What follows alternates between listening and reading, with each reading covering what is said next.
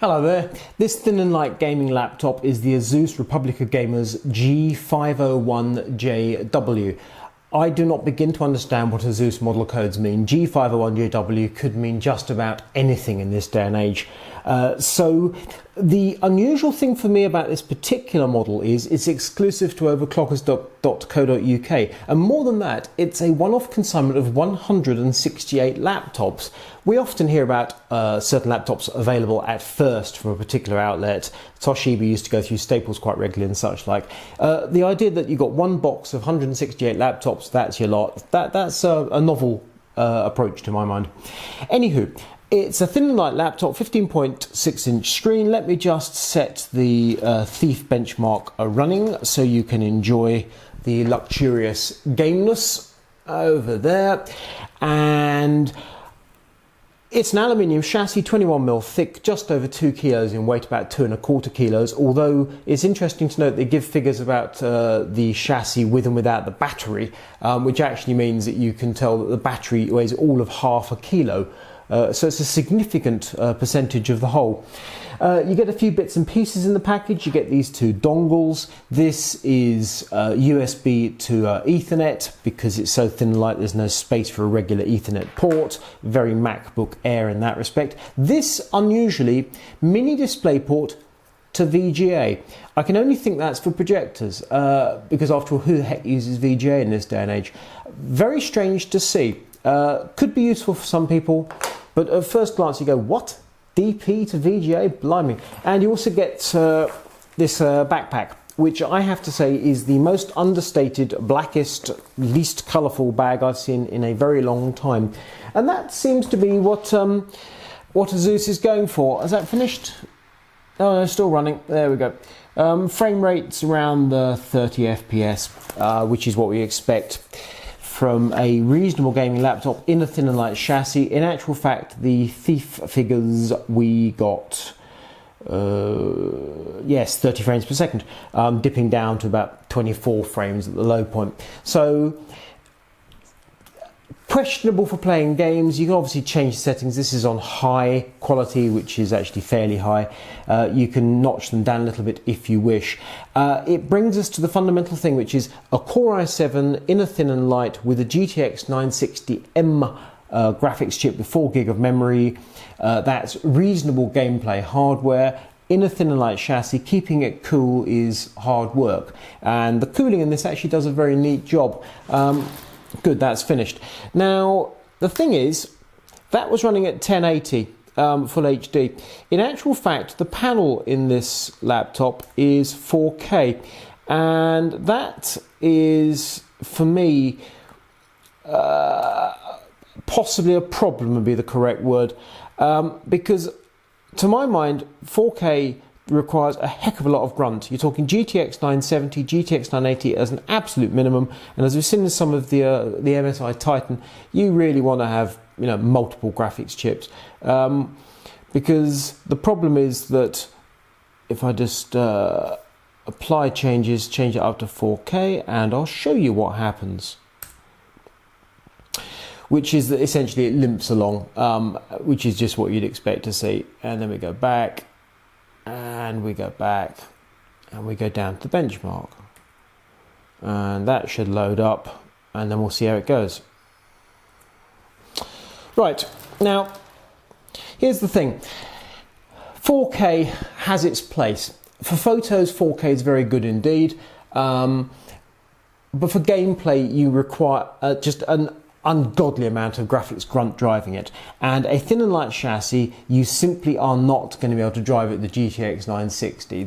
So the thing is, you're going into this laptop, you're not going to be able to simply run any settings that you choose at all times. You're going to have to pick and choose your settings, which strikes me as being a fairly fundamental issue, shall we say, with a laptop, because most of us are lazy. We simply want to open a game and go. The idea, you're going to have to chop and change your resolution from 4K to 1080, and in fact I would say if you're running, say, Thief, you're going to need to chop from high quality settings back to one notch below, somewhere around middle quality, which basically means turning off anti-aliasing. Now, gameplay, if you do that, is absolutely fine. How are we doing there? Yes, you see, very slow indeed. And the thing is, that frame rate there is 7 frames per second is the figure I've got. I may be picking the wrong figure off the page there. The point is, it suffers. And, 10 is the peak and 4 is the minimum. That's the thing. In other words, it's unplayable. So for me, a thin and light with the GTX 960M, you are not going to play games at 4K. So the question is, why have they got a 4K panel in this laptop? Give or take from what we've seen with other laptops in the past, a 4K panel adds about £100 to the price of a laptop. But of course, it gives you that bling in the spec. The GTX 960M, Core i7, Windows 8.1, upgrade to Windows 10, SSD, yada yada yada, 4K. And to my mind, this proves essentially 4K for a gaming laptop, unless you've got that GTX 980 driving it, ain't going to work. So you need to go into this with your eyes open. Now, the thing is, I found a couple of other things about this laptop that caused me, not concern exactly, but maybe stop and take a second look at it. The first thing was, when I first fired it up, it fired into life, Windows came up really quickly, and then it kind of did that pausing and waiting while it gathered its thoughts. And I genuinely thought for a moment they'd actually installed a hard drive in this laptop. They haven't. It's a 512 gig Samsung M.2. It's actually a new SSD SM951, which is a PCI Express 3 controller. Absolutely top-notch hardware.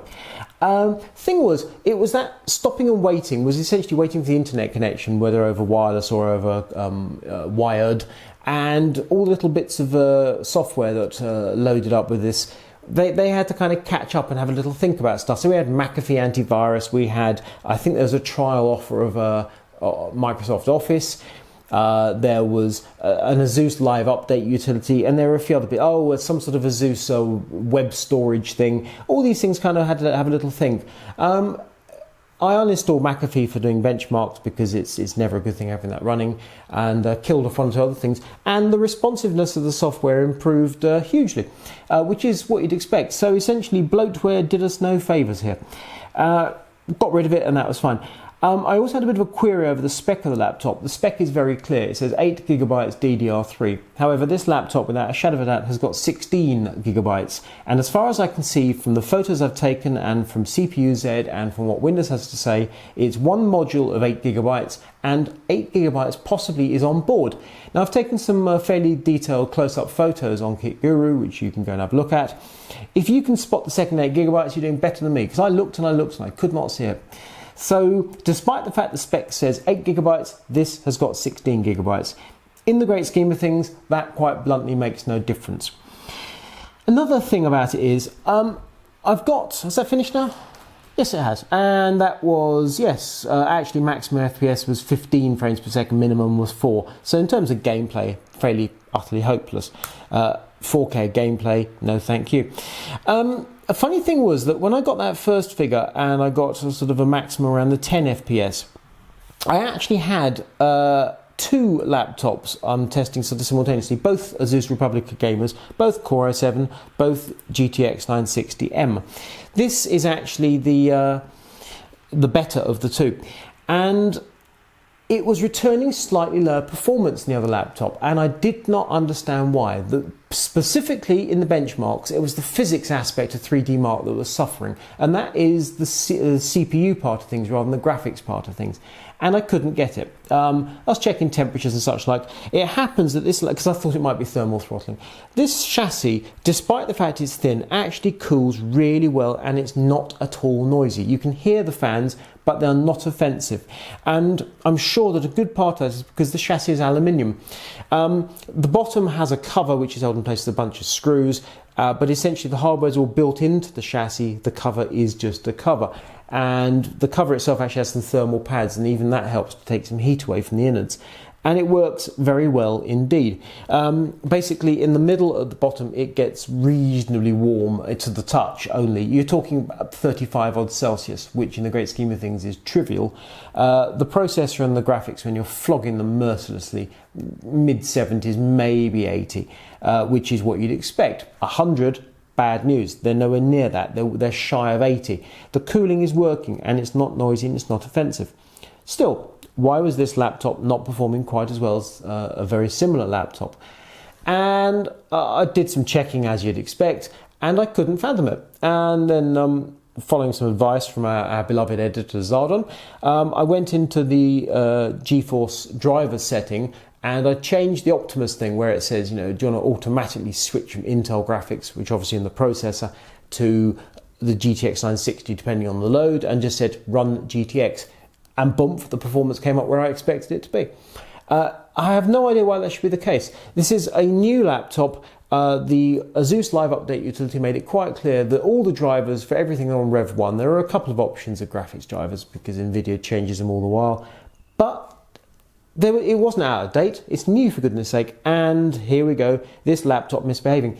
So if you don't like Optimus and you don't like the auto switching from one to the other, we've had a few KitGuru readers get in touch to say they don't like it. I would say you are exactly on the money.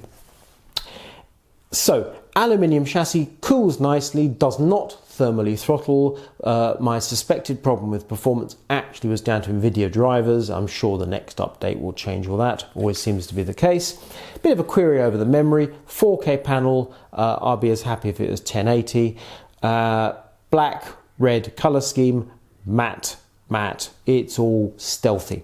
If we take a quick tour around the ports and connectors, apart from the fact I do like that finish, that is properly nice. The underside, it's warm at the back, the front is pretty much cool.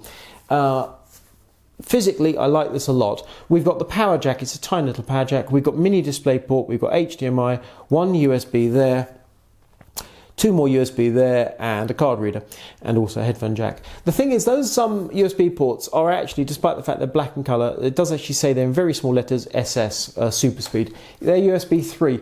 They've sort of favoured going for black rather than the traditional blue for USB 3, presumably just to keep it all understated and all nice.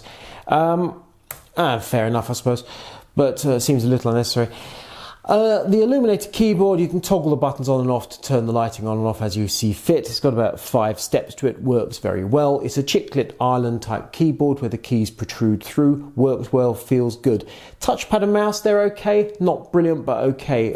It's very flush and it's smooth, whereas the aluminium's got a slightly matte feel to it, so you do kind of feel when your finger runs off the edge, so that's okay.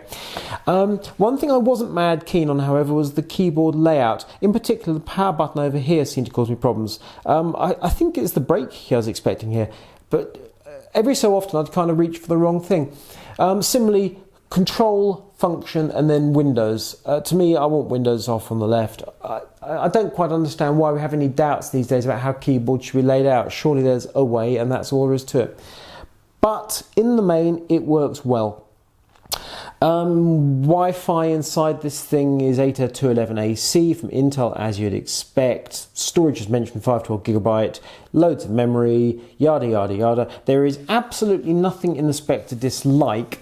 Although personally, as I say, I could do that at the 4K panel.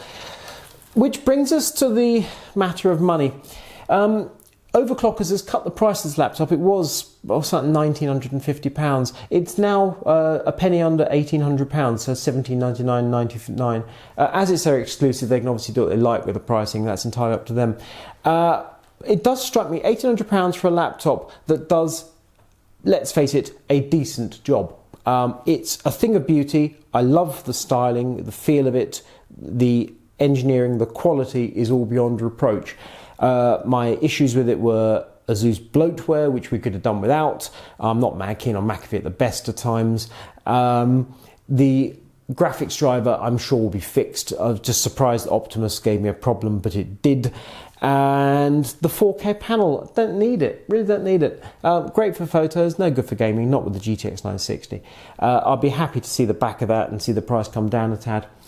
But overall, this is the ASUS Republic of Gamers G501JW, exclusive from Overclockers. We're the first to see it at KitGuru. It's a decent laptop, it feels and looks absolutely gorgeous, but it's not perfect, not by a long chalk. This is Leo Waldock for KitGuru.